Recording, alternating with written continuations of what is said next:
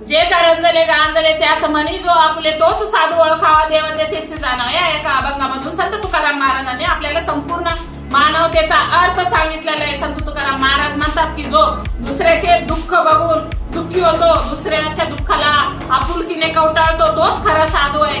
जो स्वतः भुकीला राहून दुसऱ्याची भूक तहान भागवतो तोच खरा साधू आहे. तसेच ऐसे कैसे झाले बोंधू कर्म करून म्हणते साधू, अंगा लावून या राख डोळे झाकून करते पाप, दावून वैराग्याची कळा भोगी विषयचा सोळा.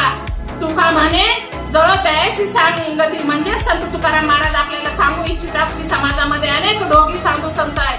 गळ्यामध्ये माळ घालून जटा वाढून जप तप करून जे साधू ढोंगी बनण्याचे नाटक करतात त्यांच्यापासून दूर राहा. असे साधू स्वतः ढोंग करून आरोग्याची कळा आणून समाजातील सर्व भोग उपभोगतात.